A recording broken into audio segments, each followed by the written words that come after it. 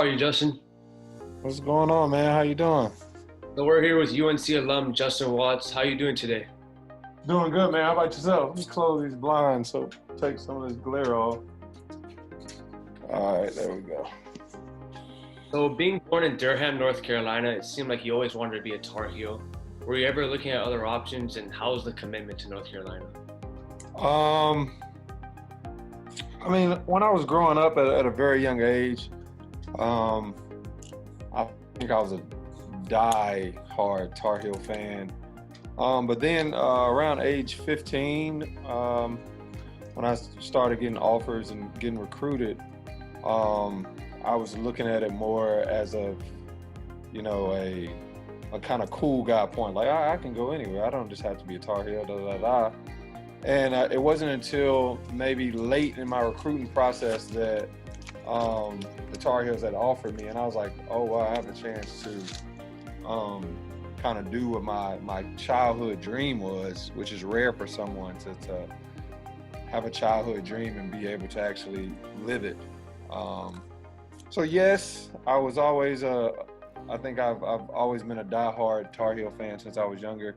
It kind of died out when I actually got into the competition level and competing and hitting that cool age that all this 15, 16-year-olds hit, but then it kind of clicked for me that it could become a reality in 17, 18 years old.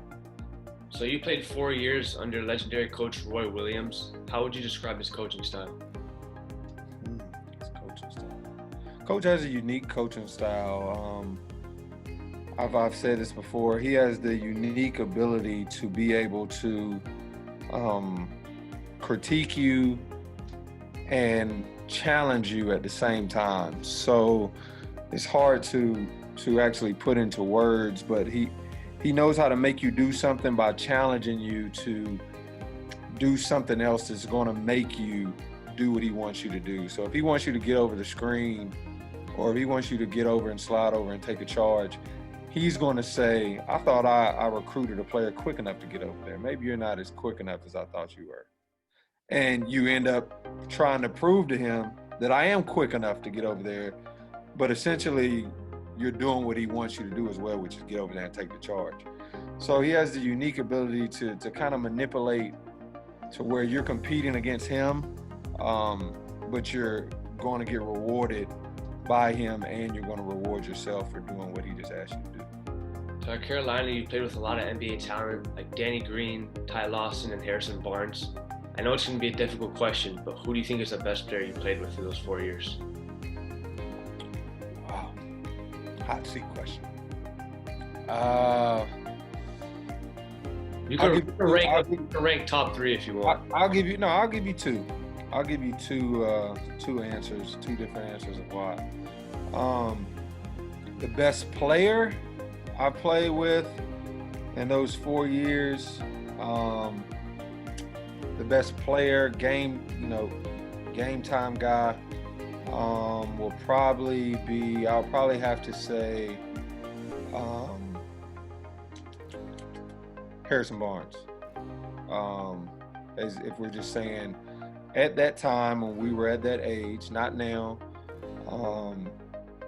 best basketball player, as in footwork, ability to handle the ball, ability to shoot the ball, ability to score on a post-up, ability to spot up on a three, ability to run a pick and roll, ability to just do everything. Tyler Hansbrough was very good, but he wasn't putting it on the floor like Harrison was, or he wasn't shooting threes. He was very dominant at what he was good at, and that was extreme motor, great left, right hand around the rim. Could occasionally step it out to 15 feet in college, but he really didn't do it that much. Zeller was very good, but he was very good on the block, right hook, left hook, running the lanes. Danny was very good at spot-up shooting, and with that loaded team we had, him and Wayne really didn't have to do anything else.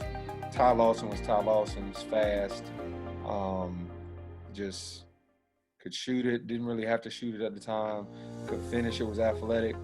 But as far as complete all-around basketball player, I would have to go with Harrison, just because he could do a little bit of everything. But the most talented player that I probably played with, just as far as talent, just, really didn't put it together, didn't, wasn't able to do, certain things with the game because of other issues, was PJ Hairston. So his strength, long range, very streaky, didn't really fine tune it until later on after I was gone. But his freshman year, I mean, he could shoot it with ease behind the college three-point line 4 or 5 feet, like no problem. Could put it on the floor, could post you, was, 220, heavy body. He was probably the most talented, but the best player, production-wise and ability to hurt you in every different way, aspect of the game, Harrison Barnes. Let's talk about possibly the biggest rivalry in sports, UNC versus Duke. What was the atmosphere like in K-Town?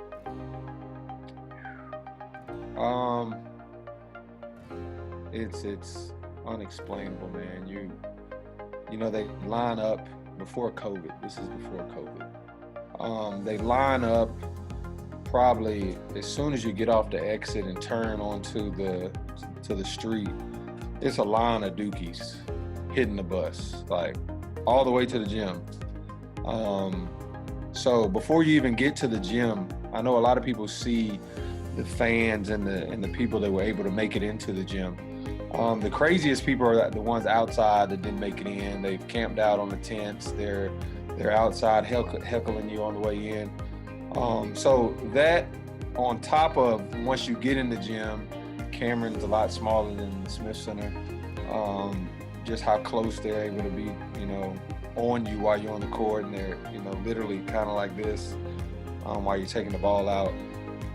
The lead up to it, the commercials, the way the TV and media hypes it up all during the week. I mean, we can be playing Virginia Tech on Monday and have Duke on Saturday, and people literally forget we have a game on Monday versus Virginia Tech. So just the lead up to it, I think, is what makes it one of the biggest rivalries, because you have the media pushing it, and then you're playing against guys that you've seen during the summer, you've seen during the school year, you've seen at college parties, you've played against them growing up. Some of them literally you may have went to high school with them. So all of that combination, and then you put it into one game, I think is the reason why it's one of the biggest rivalries, if not the biggest. Being a part of the rivalry, were you ever looking to play for Duke, or was that never an option because of the Tar Heel blood in you? It's ironic. At the time, Johnny Dawkins was one of the assistants over there, and Johnny Dawkins' son and my younger brother were really close. And Johnny used to come to the Y all the time, and Salvation Army, because of his sons, working out his sons. So I had a great relationship with Johnny Dawkins, to the point where when he left and went to Stanford, I was actually thinking about going to Stanford before committing to Carolina. So my relationship with Johnny was well enough to where I could have, if Duke would have offered me, I could have said, you know what, I might play for Duke. But I've never been a Dookie, never been a fan of him. But my relationship with him would have at least made me consider if the opportunity was there. But I've never been a Duke fan at all. I know that's kind of weird growing up in Durham, not being a Duke fan. I never liked the Dukies after a certain incident when I was a very young age. So after your college career, you played 7 years professionally in countries like Lithuania, Switzerland, and Japan. What was your best international experience you had?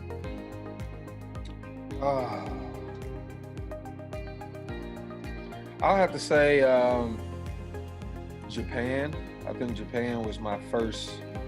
It was my third year, but it was my first actual overseas experience. The first time I ever went overseas was in Turkey, but the team had some issues and folded, so I didn't get a full season over there. Australia was pretty much like America. It's no English barrier. It's no difference in the foods, really. If I want to go get French fries, I can go get French fries. If I want to go get chicken burger. I can go get a hamburger. It was, McDonald's over there, et cetera, et cetera. Um, but Japan was the first time it really hit me that I'm like, wow, I'm overseas. I'm hearing all this different, language, literally like it's on a cartoon, and the food was completely different from what I was used to.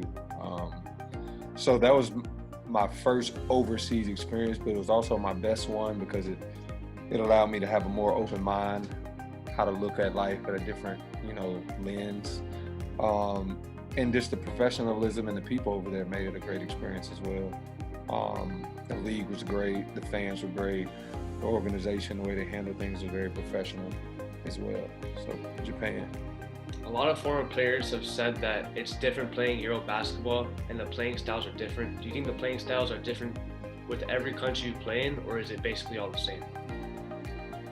I think it's different in every country. I know Japan was a lot of pro styles, kind of like the NBA, because the rules in Asia, like the CBA, and in certain Asian leagues, top leagues, there's no 3 seconds. There's no switching back. Certain stuff, certain unwritten rules that are in the NBA that a lot of people don't know about, are instilled over there because of the coaches. So Kobe Bryant's father was a coach when I was out there. Charlie Parker, a couple other ex-NBA coaches. So they take that NBA style and they're telling you and the other guys the sets and how to play. Australia was more like college. It was very structured. Also, the natives there, the Australians, they're bigger, more brute force guys. You have a lot of 6'8", 6'9", just like husky country white guys. That's just what it is. So they're going to play a different style that complements their game, which is understandable. It's very smart if you ask me. But then Europe is more of what you're seeing now, but it's been going on in Europe forever. So you got the Dirks and the Lucas. So you got these guys who are 6'7", 6'8", 6'9", that can shoot just as good as a guard. They're stretch fours, so that's where it came from. And it's now being seen in the NBA, but it's always been like that in Europe. So their style is a little different. It's a little unorthodox. And I think every country in Europe plays the same. That's the only place that I think everybody tries to mimic everybody. So Spain's going to play like France. France is going to play like Greece. Greece is going to play like, I don't know, whatever other country you want to throw out there. A lot of young players like RJ Hampton or Jalen Green are looking towards the G League and the overseas time instead of NCAA.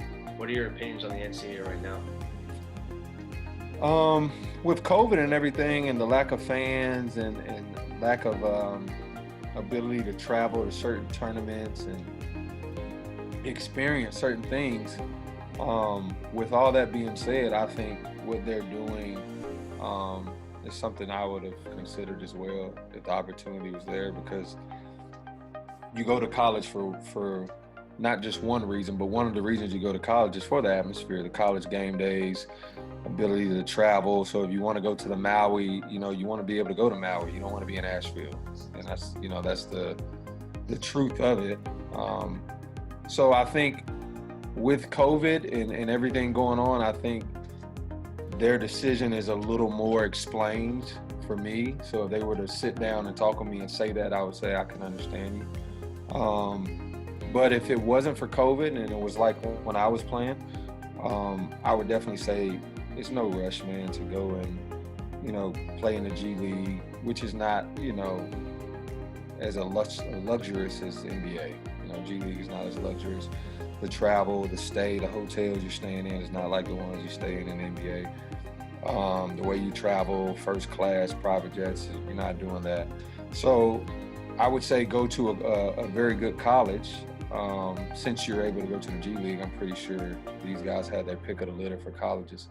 I would say go to college and experience, flying on the private jets and going to certain tournaments and traveling to certain places that you probably wouldn't go on your own dime, and enjoy the college atmosphere, the college game days, walking through campus and enjoying that and being a kid, because that's one thing that, for one, you're not going to get it back, and two, it definitely, morphs you to be the person you're going to be, the relationships, the man you're going to be.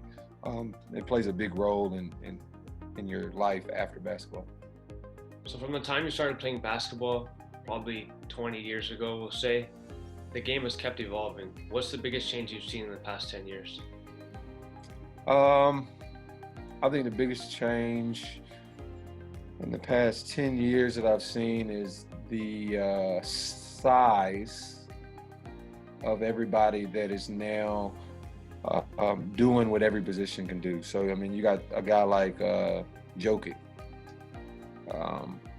He brings the ball up more than the point guard brings it up now. He's 7'1", and he passes it better than the point guard on Denver. So that, along with just the style of play, how guys have learned to be creative and manipulate the game. So like something like James Harden's doing, and people are saying he's traveling, or Giannis and all of them. Just the foot and hand efficiency, how guys have used their creativity and their brains to manipulate the rules to where, okay, you say I can take 2 dribbles after I pick it up. I'm going to take 2 steps before, and then I'm going to pick it up and take 2 steps. So I think just the manipulation of the game, the creativity of the game has been the biggest change. And then after that, probably the size of the players that are doing stuff that you normally wouldn't see them doing. So the Kevin Durant's, the Nikola Jokic's, the Luka Doncic, even Bol, guys of that nature. You see 7-foot guys now handling the ball like a guards and passing the ball like 6'2", 6'3" guards. When I was growing up and playing, that was a back to the basket jump hook, pick, roll to the basket. You were very good doing that. But now just those 2 things are probably the biggest change I've seen.